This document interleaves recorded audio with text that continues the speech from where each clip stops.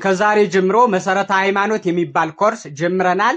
ይህንን ኮርስ የምንማርባቸው ዕለታት ወይም ቀናት ረቡዕ፣ ሐሙስ፣ ዓርብና ቅዳሜ በሳምንት አራት ቀን ይህ ኮርስ ይሰጣል። መሰረተ ሃይማኖት ይባላል።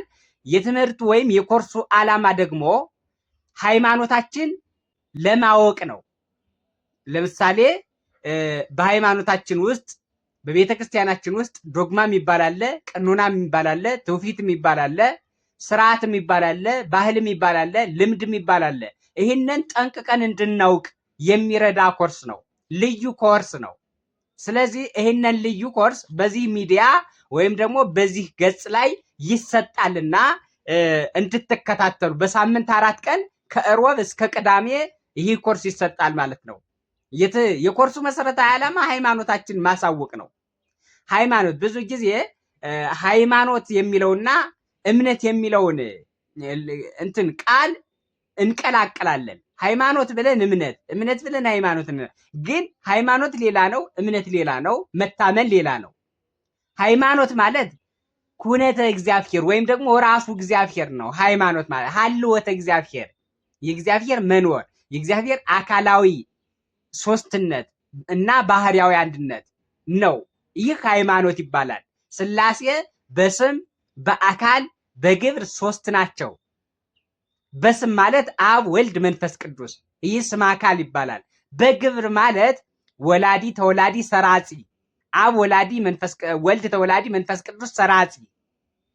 ኩነት በኩነትም 3 ናቸው። ኩነት ልብነት፣ ቃልነት፣ እስትንፋነት፣ በዚህ 3 ናቸው።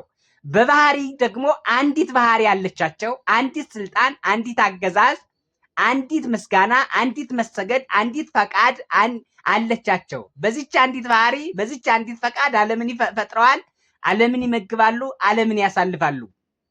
ስለዚህ ሥላሴ በስም በአካል በኩነት 3 ናቸው። በባህሪ በህልውና በፈቃድ በስልጣን 1 ናቸው።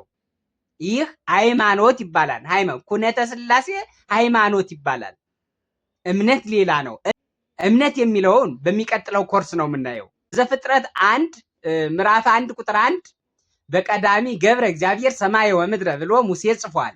እግዚአብሔር በመጀመሪያው ዕለት በመጀመሪያው ቀን ሰማይና ምድርን ፈጠረ ብሏል። ልብ ብላችሁ ስሙ። በመጀመሪያው ቀን ማለት መጀመሪያ የተባለ እሁድ ነው። እሁድ ማለት አሃደ ማለት ነው። አሃደ ማለት መጀመሪያ ማለት ነው። ለዕለታት ለሰዓታትና ለዕለታት መጀመሪያ ጥንት የሆነ ከእሁድ በፊት ምንም ቀን አልነበረም። በዚህ ቀን በሰማይ የሚገኙትን ሰማይና ምድርን ፈጠረ ማለት በሰማይ የሚገኙትን ሰማያውያንን ብርሃናውያንን መላእክትንና ሌሎችን በምድር ደግሞ በምድር የሚኖረውን ፍጥረትና ምድርን ፈጠረ እግዚአብሔር አለው። እግዚአብሔር ማለት የሶስትነት ስም ነው።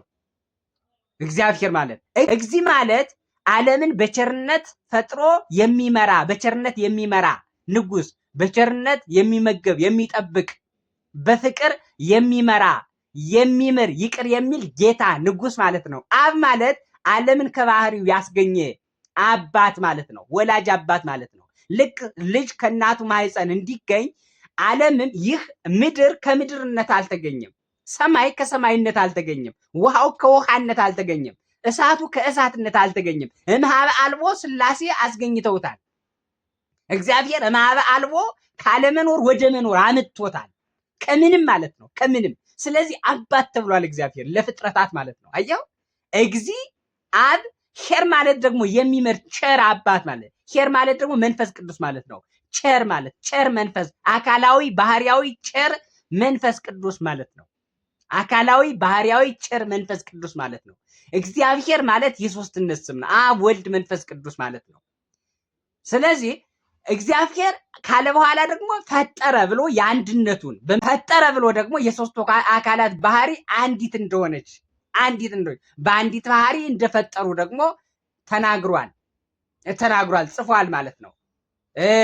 ቅዱስ ዮሐንስ ቀዳሚው ቃል ውእቱ ወውእቱ ቃል ሥጋ ኮነ እያለ ጽፏል። አስቀድሞ ቃል ነበረ፣ ቃልም እግዚአብሔር ነበረ፣ ያም ቃል በእግዚአብሔር ዘንድ ነበረ ብሎ ቃል ብሎ ሶስትነቱን ነበረ በማለት ደግሞ አንድነቱን ተናግሯል። ይሄ ሃይማኖት ይባላል። ሃይማኖት በአጠቃላይ የእግዚአብሔር ኩነተ እግዚአብሔር ሃይማኖት ይባላል። ልደተ ክርስቶስ ሃይማኖት ይባላል። ይሄ ልደተ ክርስቶስ በእህቱም ድንግልና ተጸንሶ በእህቱም ድንግልና መወለዱ ልደተ ክርስቶስ ሃይማኖት፣ ትንሣኤ ክርስቶስ ሃይማኖት ይባላል። ስጋውና ደሙ ሃይማኖት ይባላል። ዶግማ ነው ይሄ ዶግማ የሆነ ነገር ሃይማኖት ይባላል። የማይነካ የማይለወጥ የማይቀነስ የማይጨመር ነገር ሃይማኖት ይባላል። ሃይማኖት ይባላል። ሃይማኖት ማለት ይሄ። እምነት ማለት ደግሞ ይህንን አምኖ መቀበል፣ ይህንን አውቆ አምኖ መቀበል ማለት ነው። እምነት የሚለውን በሚቀጥለው ክላሳችን እናየዋለን።